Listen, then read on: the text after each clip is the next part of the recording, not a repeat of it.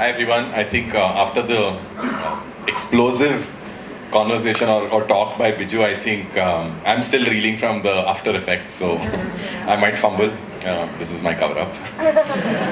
But thank you so much. And I think, earlier in the day, I'm guessing most of you all were here. Father, principal of this college mentioned the book Thinking Fast and Slow, right? Common, popular, everybody's aware of that. But back in the days when I was, by the way, I'm an alumni of this college, 2007 and 2010. I did my bachelor's here.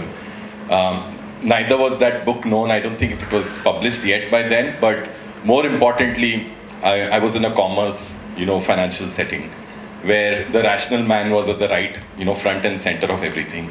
And for me to hear him talk about thinking fast and slow 13, 14 years later feels, the world has moved. While some of us have also moved, right, and evolved in a very different way. I also want to talk about a very interesting incident from a decade old, just reflecting from the conversations today. It was 2013. I was working in a finance department, and I was stationed in factory shop floors. I was asked to transform certain, bring about change management. And during a conversation with my CFO, I told him, I think we need to, understand what some of these people whom we are trying to change are feeling, right? And I was trying to stress on the word feeling. 2013, he says, Bhushan, you're a chartered accountant. You can't be thinking about emotions, right? You need to think about numbers. That's what we're here for. And 10 years later, and I see there's so much of acceptance, and we'll be listening to Nikhil, comes from the banking industry. Behavioral science has emerged as one of the biggest the transformation over the last decade, right? So I think what we are seeing is an evolution of this field, behavioral sciences, parallelly with an evolution of the private sector, right? And the way it's being accepted across. Now, I think through the conversation, and big takeaway for all of you all, observe on what I think, one is in terms of how the distinctions are drawn in the applied behavioral sciences. So that's something I would love for you all to notice. Also look at the different verticals of the private sector, how they are engaging with it, and of course, if there are any, my favorite discussion on ethical constraints, right? And we'll talk about that a little later. So I think let's begin, from Divya. By the way, there's Divya R and Divya C, so we'll be splitting the two, and we purposely had some distance between the two of you. Let's begin with each of you, maybe half a minute, 1 minute, talking about a little bit about the work you do, and what are the metrics, or what results, or you chase. Maybe a little bit about each of you all. Thank you, Bhushan, and I'm glad to be here, and thank you for the opportunity. So I'll just go back a little bit, rewind a little bit to what I was doing in the past, and what Viju just recently said about doing focus groups and doing interviews. That is exactly what I was doing in the past. So I did it for almost 15 years with the Nielsen company, like one part of my job, apart from various other things that I did. And there was a time then when I thought to myself, what are we doing here? I mean, what do I have to offer to my client at the end of the day, apart from saying, they said this, they liked this, and they didn't like the other thing. And I remember the conversation very clearly with Biju way back in, I think it was 2016, when I again went through this whole, call it a midlife crisis or whatever. Some people buy motorbikes. I decided, no, the motorbike is not for me. I need to do something else. So I had a conversation with him, and I was almost 50% convinced that I had to pivot. And that conversation with him was a very, very important marker for me to decide that I am indeed going to abandon this nice, cushy job that I have and jump into the space of behavioral economics. That's a little bit of the past. Now, since then, I've been doing various things, and we've talked a little bit already in the introductions. The kind of work I'm involved in at this point in time is, unlike some of the others, and you'll hear from them very soon, is that we are mostly involved in the intervention design space, and many times as consultants, we are unable to move beyond taking that intervention to actionability within the organization. What do I mean by that? What I mean by that is many clients today, and I work extensively in the private space. And I think in an earlier discussion also there was a point which was being made about time. Many clients today, of course, don't have the time. They don't necessarily expect tremendous amount of rigor. I'm just laying it out there. It may not be clients that we know are for sure embracing behavior science in the way it needs to be embraced. There are many others who are fascinated with it, who love the think fast and slows and the nudge theories and read a whole bunch of coffee table books, but don't completely see the benefit in going through with actually understanding the metrics. So I'm a bit, I would think, handicapped to give you a lot of examples about metrics. At the same time, the other part of the work that I do, apart from being this India business partner for the BVA group, the other part of the work that I do is I do work with other tech startups. And that's one place where it is easy to convince them about testing, about getting the right, measuring the metrics, doing the right kind of pre and post, post hoc analysis kind of thing. And my experience has been that they are fascinated. Typically, behavior scientists, I do, and I'm sure many of us also do, go in with our heads buzzing with ideas about what all can be done to change. And I had one tech startup CEO telling me, you have given us enough ideas to last us at least a full year of development. So we'll put a pause to it right now. So which means to say he probably ran out of money, or he probably actually run out of the opportunity to work on all of these ideas that were put over there. So some successes, but at the same time some challenges. And I think that's really important for us to understand, as we either, yes, a couple of us sitting here are all masters on behavioral economics from various universities, but whether you do it or not, and whether you're going to get into the industry, what you have to understand is the initial fight to establish yourself is real. You do need that sponsor internally, and typically, at my age, I reach out to the sponsor right on the top, which is talk to the CEO. Because he is the one who will decide, okay, this is interesting, let me put this on to the right person who can actually take it forward into a product or into a service or whatever it is that you're looking at. So that is very critical. And many of the successes of the large companies that are embracing behavior science is because there is acceptance and sponsorship from the top. Just one more minute and I'll finish up. So does that mean only large organizations will embrace behavior science? We have only opportunities, to work with Swiggy's and the Unilevers and of the world? No. Consultants like us, people out there who are establishing the domain in medium-sized companies, and I think it was in the previous panel someone mentioned about MSMEs and smaller organizations who perhaps are desperately in need of it, who perhaps are desperately in need of understanding how human emotion and human behavior will affect, factory productivity, for example, or some other such case. They are in need of this, and they are in need of understanding what we can offer. So our language to them has to be completely tuned to what is their business problem. And I'll talk about business problem a little later and pass it on, not dominate the panel. Hello. Yeah. So hi everyone, I'm Nikhil. Just by way of a very quick introduction, I'm a reformed economist. So I started my life thinking very rationally and about the rational person. Then somewhere along the line became a behavioral economist, and today I'm very much a behavioral scientist. And there was a conversation earlier, like why behavioral economics or behavioral science, which term, why are you using it? I've always held the basic idea that behavioral science fails the acronym test. Right, so you don't want to be the head of BS. It's much better to be the head of BE.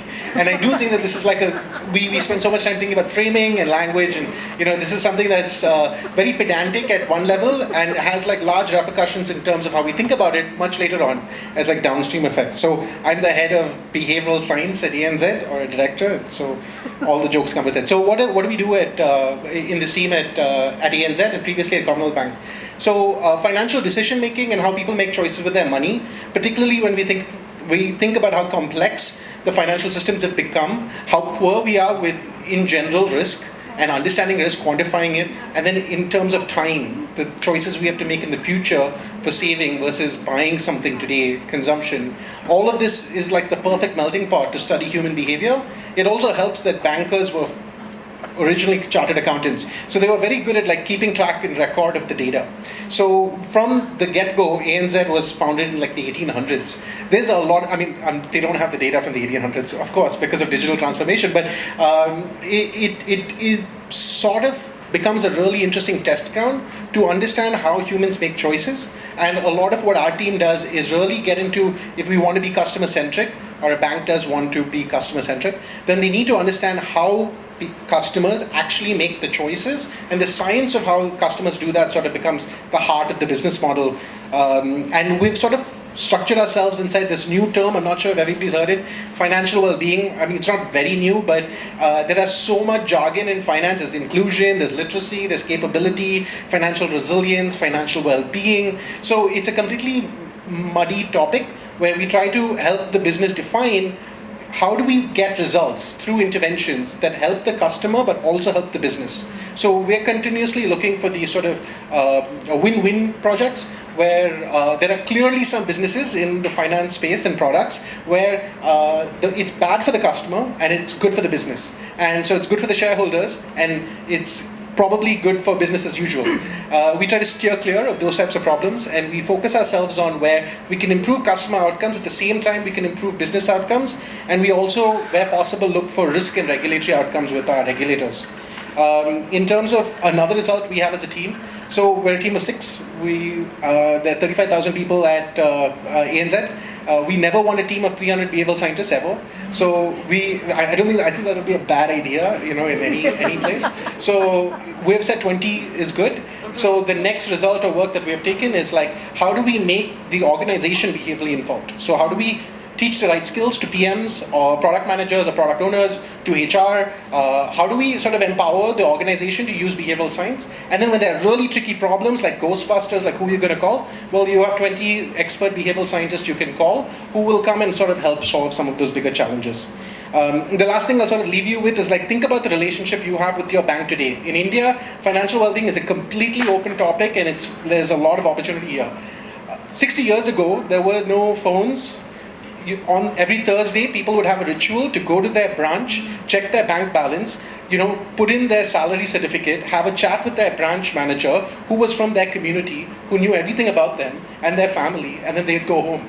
The same branch manager would be the person who would give the loan, knowing the standing of the family and the community, and at the same time, the branch manager knows everybody. So that all of that has been eroded through tech, right? We've been able to get financial inclusion, but right now, at what cost? We've lost that human connection in banking.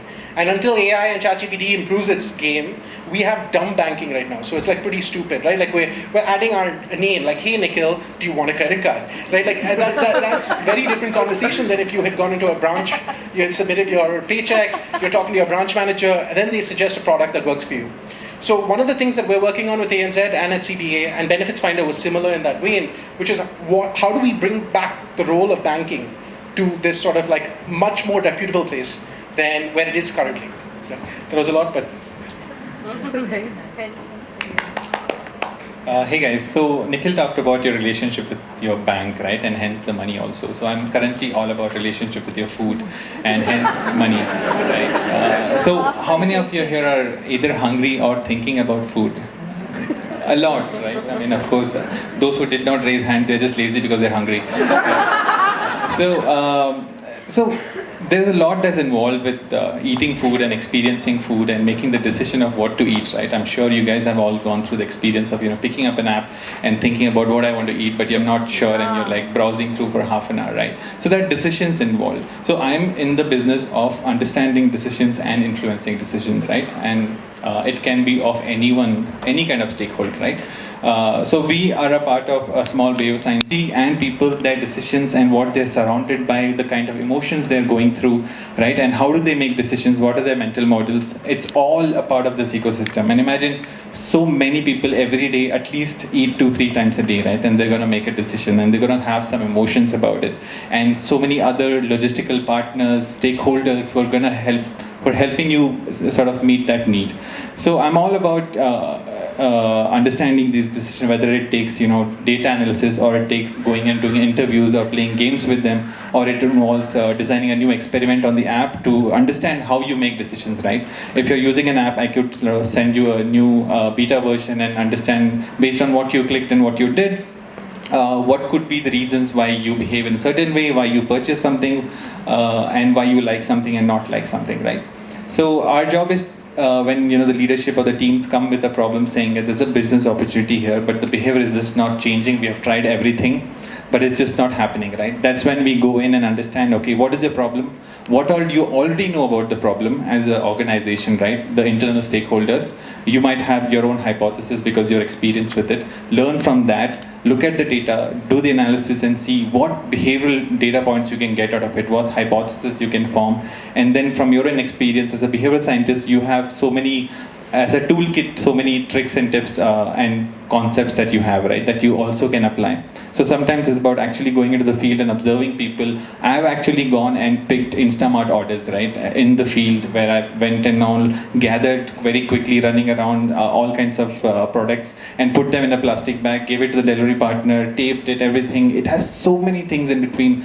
I cannot explain to you in like 5 minutes as to what all things go through the delivery partner or the picker's mind as to when to pick what and how to pack it and give it to you, and including the delivery partner who's looking at the Google Maps and the device and riding, going through this environment where there's so much traffic and so many things happening, right? It's all about understanding those things, different factors, and helping the business stakeholders meet their goals, right? Whether it's business or whether it's how a delivery partner feels about himself throughout the day, right? The kind of feeling that they have, the kind of feeling that the customers have, like Nikhil was saying, all aspects of the business you cover.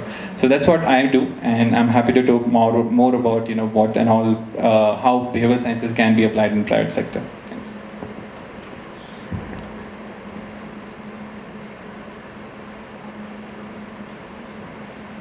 Hello. So I am Divya.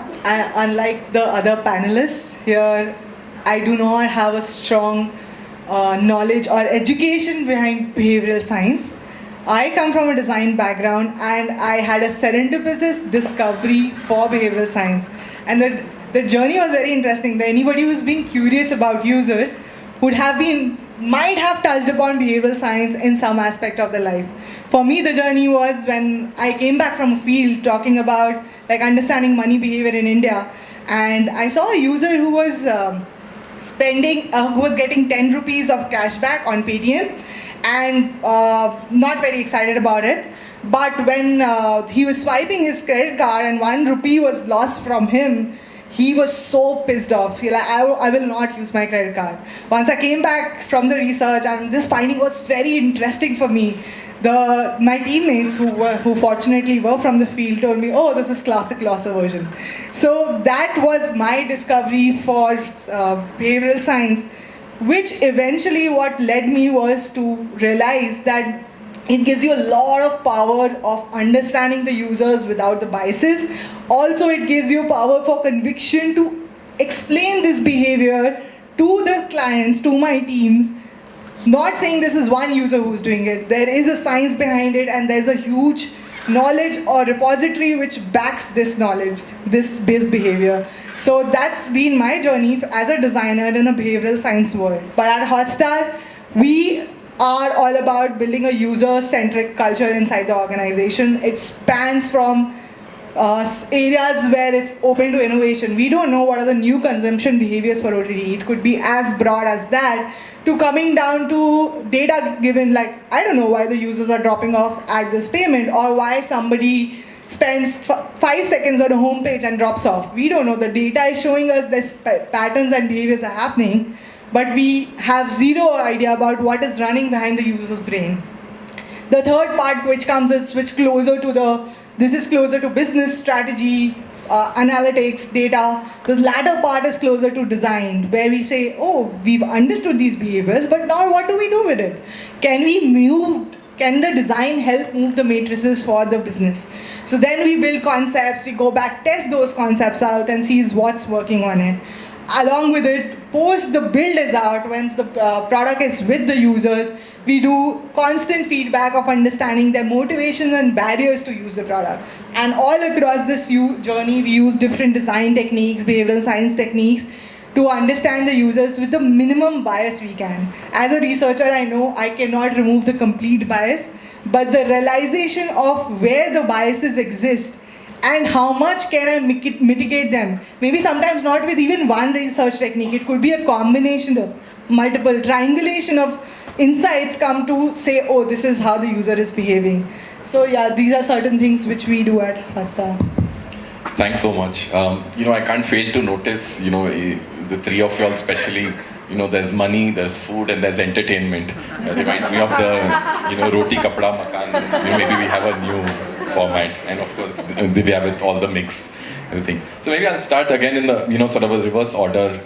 Divya, you're setting up the, UX research team in Hotstar, right? I think I remember one of the conversations we were having earlier, you said, UX research is not limited, the research work is not limited to UX, right? It's actually spreading. But how do you then convince a product manager, you convince, all the departments that you work with? Now, I ask this question also because I know that in the audience, there are a lot of, folks from the product companies, right? Both digital as well as non-digital. So I think it's worthwhile for them to think about if they are planning to set up their teams in behavioral science or UX research, maybe 1 or 2 points. And I'm also, getting a message from behind that we have a limited time, so I think we'll move fast. Yeah, well said. So for me, it's been 3 years at Hotstar now, and as my my journey started with a brief given by my manager. Let's evangelize user-centric behaviors and stuff. So there were multiple things which I would say if anybody who's starting out or wanting to work with research, I think first was finding that one problem the company really cares about. We were able to identify, okay, for at least Hotstar was like, oh, cricket is the synonymous to Hotstar. If somebody is coming for cricket, how do I ensure the person is engaging on entertainment? So this was one of the briefs, and while we were tackling that brief, there were so many insights around these behaviors started coming in, that how does cross-pollination of engagement happens and stuff. So basically finding that Achilles heel of what your company really cares about and helping them solve a business problem establishes a good relationship with product and business. The second was, I was hired as a user researcher, which I feel is a very limiting term, where they tell you, oh, can you help us validate or test out certain products? Like, is my product working fine? Is this feature working fine? So what we started doing was, okay, this is a brief which will come to us. Can you help us understand what watch list button working or not? Any study which was giving to us, this is for the researchers, add a layer of foundational or behavioral insights to it.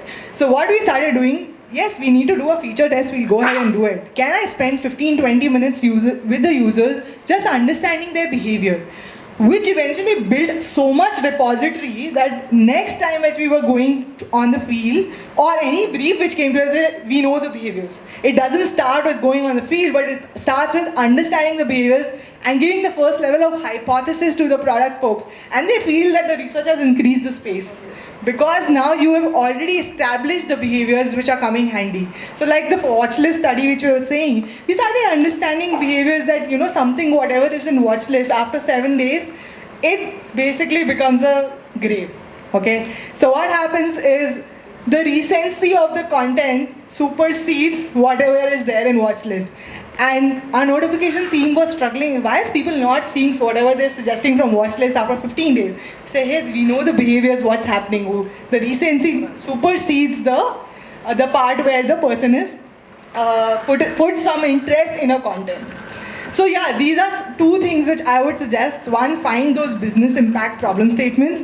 And even if you get a small study, convert it into a big foundational study for yourself, because nobody is asking you how much time or how are you doing those studies. They give you a brief, you have to deliver, right? So these are the 2 things I would say on top of my head that we should do.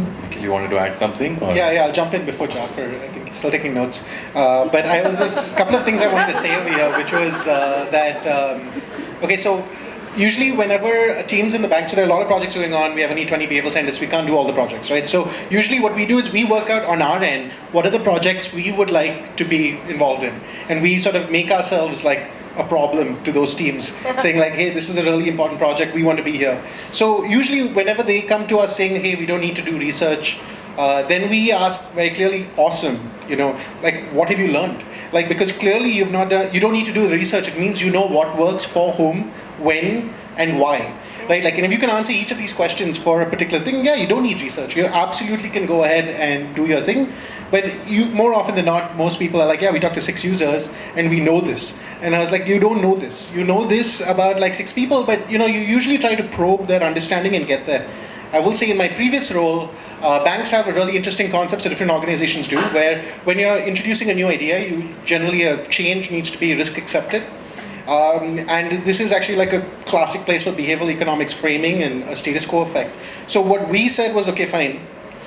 You want to experiment? They were like, oh, we have to risk accept that we're going to run an experiment. So we started giving business owners 2 risk acceptances. One was to experiment, test and learn, but the other one was to not test and learn. Right? Like, so to actually say, hey, you can choose not to do the research, but you have to risk accept that you're doing this without fully knowing it. And if you know anything about bankers, they're very risk averse. So that is like a career sentence, like you could potentially be risk accepted, not experimenting, and then the thing performed really poorly later. There are a lot of questions back the line. So at that point in time, it becomes easier for them to say, actually, we're just going to risk accept the experiment because that's like a perfect, covering your job and making sure that like everything's okay. So those are just like a couple of things of what could potentially a different way of like approaching the research question. Lovely. Jafar, moving on to you, picking 2 points that one, Divya spoke about, the element of recency in research, right? How valid the research is. And Nikhil also spoke about the risk appetite, in private organizations. Now, I know that, you've had careers both in the development sector as well as in the private space, and perhaps you have a unique lens in both these sectors, right? So I want to understand, from the risk, from the recency element, how do you see in the sector you are, or maybe a little overview, how good the appetite is, and what's going on in appetite of the leadership, or the leadership as well as to that's I mean, it's slightly on the other side of Divya, right? That we actually get like loads and loads of problems. People like come to us with loads of problem asking, can you solve this, right? So our job is to now prioritize as to which problem, if we, first of all, you need to pick up a problem that you think you can confidently understand well, right? Because people have different skill sets and solve it. You pick the problem, like Divya was also suggesting, what will lead to the most impact for the company, right? And you do the number crunching also. If I solve this problem, currently it's showing, this much of a drop off, or this is a percentage currently, and you see that you sometimes feel in the gut that there is potential for users to actually make this decision more easily, but we just don't have it, right? So that's how you identify kind of a low-hanging fruits, right? Saying that there is very little delta to solve, right? And maybe it's a framing of a feature or a new feature that can easily be deployed, or even like Nikhil was saying, test it, right? Without taking too much risk. There are these criteria that we sort of use to decide which problem, if we pick, we can solve very easily with lowest effort of tech, engineering and design, everything, but also guarantees like the most, movement in the needle. So I think for that, you need to have like a very good relationship with your stakeholders in the business side of it, right? Otherwise, on the outside, people will keep giving you problems, and you might keep thinking that if I solve this problem, maybe it will do really good. Maybe users will feel very good. Delivery partners will feel very great.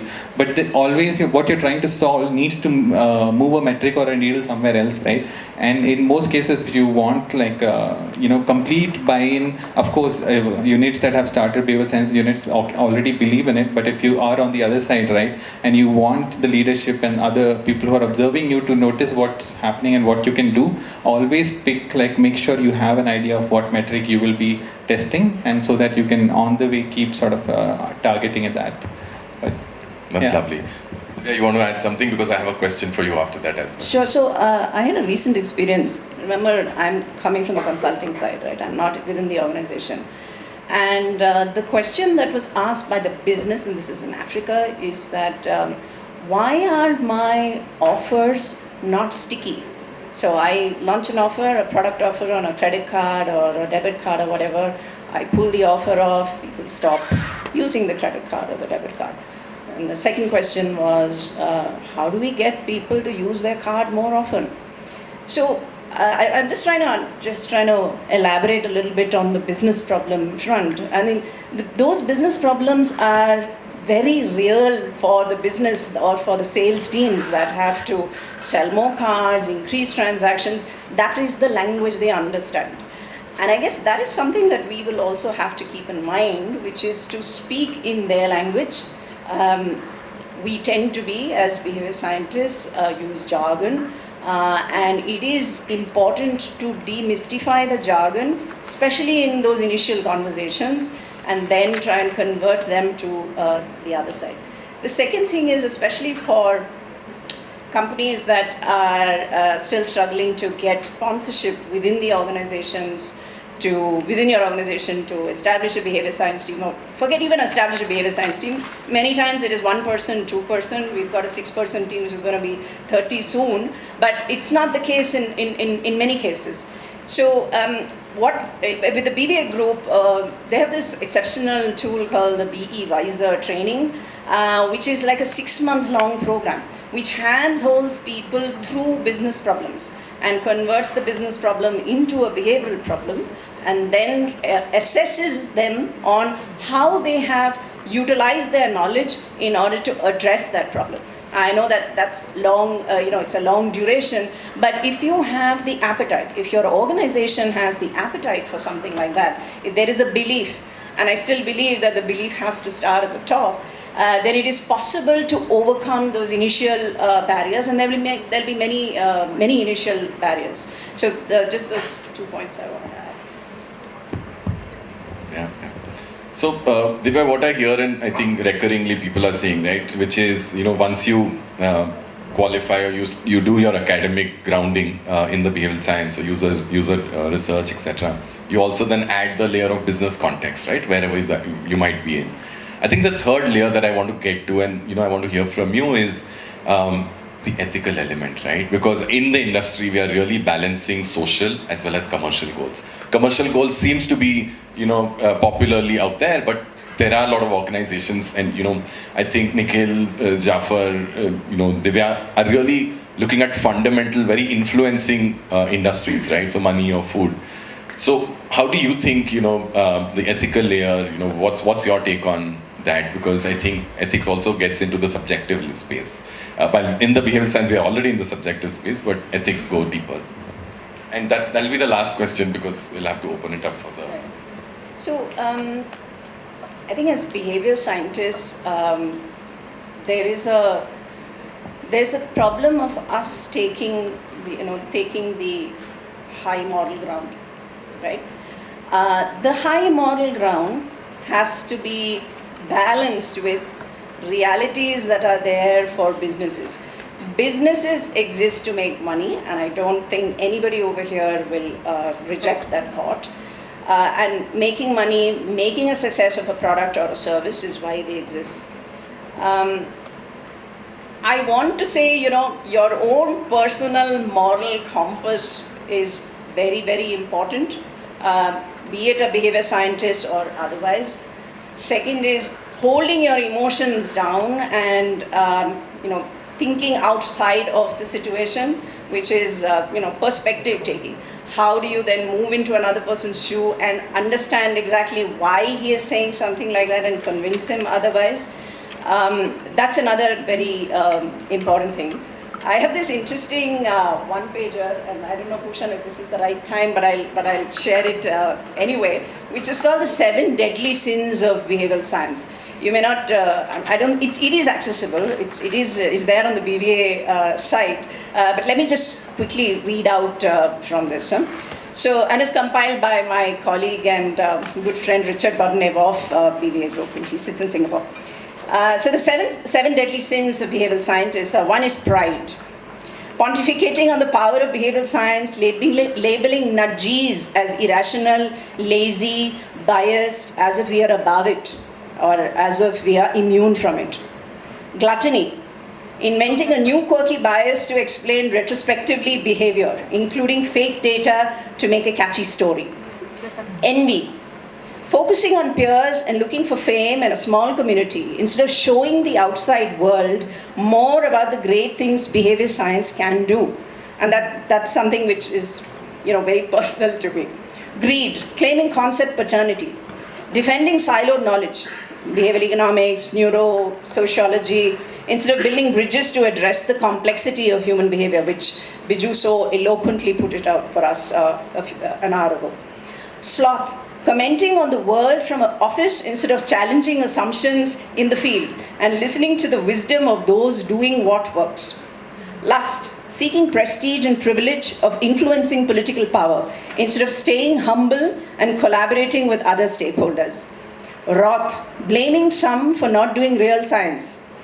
This happens. Or others for ignoring how things work in business, instead of acknowledging that these two worlds have a different purpose and can cross-fertilize. So I have sort of gone around about to address the question, because I do believe that as organizations, both Swiggy and ANZ and where Nikhil has worked earlier, Disney Hotstar, they probably have far more rigorous frameworks in place to ensure that ethics are always met to. Thanks so much. I think we should definitely circulate that list of ethics and sign it when we graduate. Jafar, not at the beginning. Yeah, right. Of course, at the bottom. Jafar, 30 seconds if you have, because I'll have to open it up. Oh yeah, I think ethics-wise, I feel like there are already so many decisions that users and people want to do but are not able to do, right? We don't make it easy. So there's like a huge, time before we reach the aspect where, where we're trying to influence something that the actual user does not want to do. So that's where you draw the boundary and you identify it, right? Because there's already so much scope. If at all by someone who by mistake does not empathize with the users as well and does not realize that maybe this is not something the user actually wants to do, then you step in and say that maybe it is not. First one, would you want to go and check whether there is a user preference or not? Right? Then you enter the grey territory and then you come out of it, right? Educate and inform. So there's a big potential there. No, this is an interesting point. You're sort of reframing the role of behavioral scientists as conscience keeper in a consumerist space, right? That, hey, you know what? It's not about expansion, but really quality expansion. Yeah, you are trying to understand who you want to influence, right? If you're not understood well and what they want and don't want, then you're in the wrong territory. Nikhil, Divya, I see your hands with the mic. Please, maybe we'll take your comments once the Q&A is, just a few minutes. Is that okay? Okay. 2 questions. Yes, I see a hand there and maybe the hand there. So go with this first. And if there's any person specifically you want to ask, mention their names as well. So. Yeah, I can. Hello. Yeah.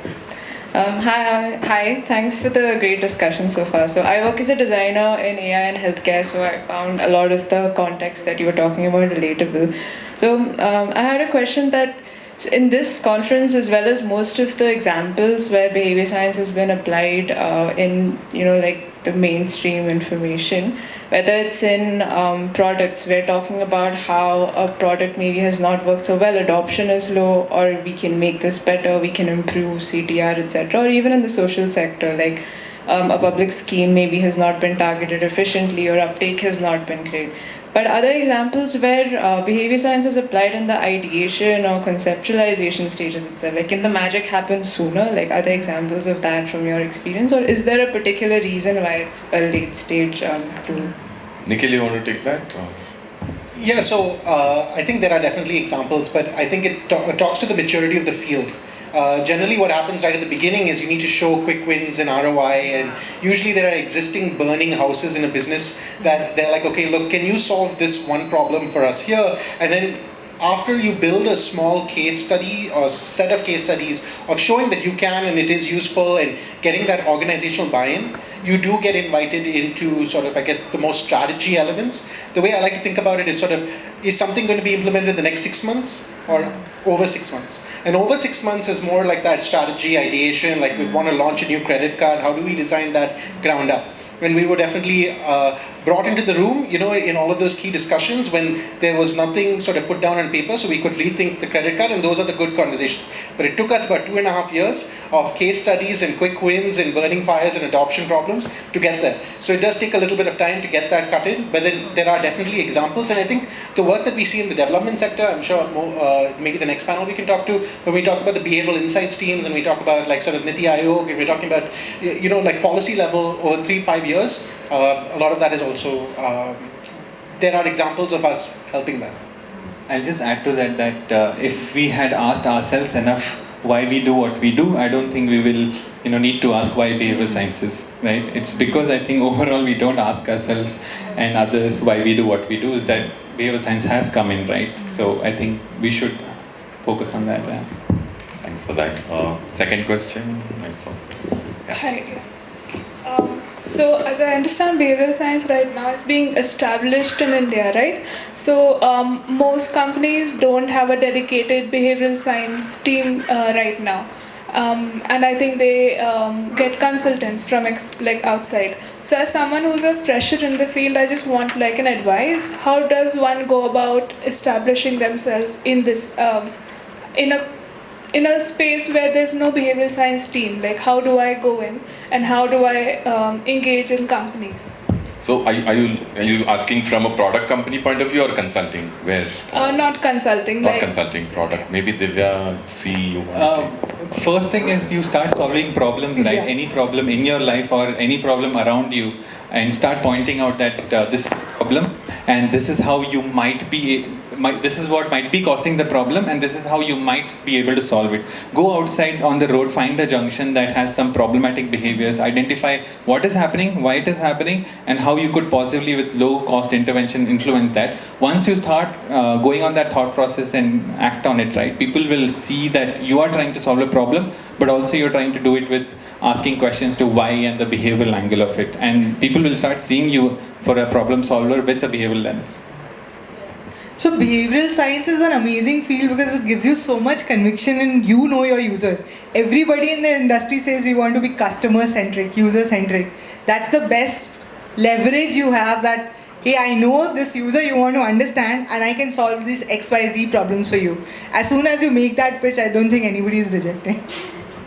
And by the way, you don't need to have a behavioral science department to do behavioral science work. Yeah.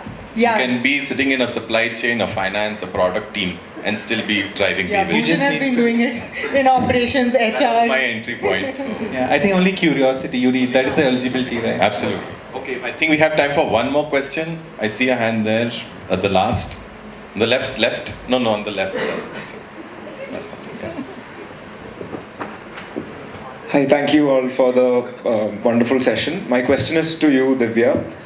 You did mention the word Divya C. Yeah. So you did mention the word mega trends. And if you could just demystify the difference between UX research and mega trends and what essentially trends, entail. Yeah, I can do that. So when we started doing research, the biggest question used to be like, once you've understood the user, even that user base, like when you were interacting with them, is it good enough? Like how do you build more conviction that this user insight you've got is good enough insight or not? So mega trends are basically, or behavioral trends are basically seeing a pattern of those user behaviors across different domains to build conviction that this is how the users will behave. I'll give you a very good example on that. So when you are redesigning a checkout experience, the bank is designing a checkout experience. So when HDFC Bank was designing for it, they'll say, oh, my competition is ICICI, let me just look at that, right? But what if they start looking a little broader, like who has a very good banking experience? They start looking at Apple stores. Oh, why not look at that? The users have already built a behavior of getting an experience in a physical space like that. Then they broaden their experience of a checkout experience. That is like, oh, Uber is doing an amazing job at that. The checkout experience which Uber is creating is building an experience that when I step out of my cab, my job is done. Right?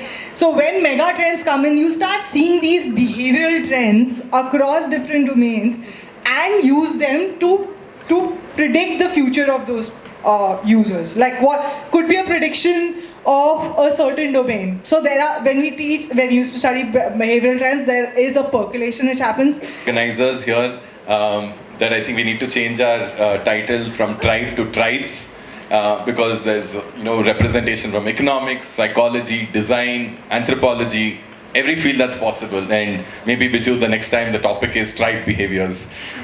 So yeah, I think what I'm really saying is the element of multidisciplinary element, right? So behavioral sciences is not one field but rather a consortium of or a combination of multiple fields. So anybody thinks, hey, I may or may not be, don't second guess, you are part of it already. So over to you, back to you. Thank you, panelists, for that very insightful session. I request Dr. Jumar Roy to felicitate our speakers. Ms. Divya Chadha.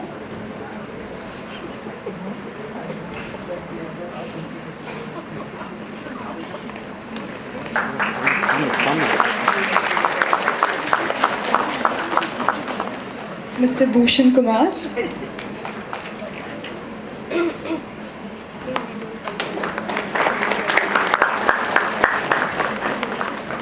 Mr. Jafar Beg.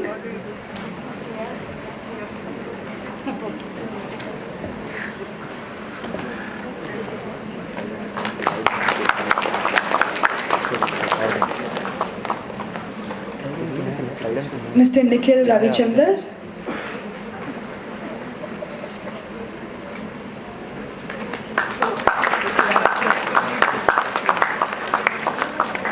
And Ms. Divya Radhakrishnan.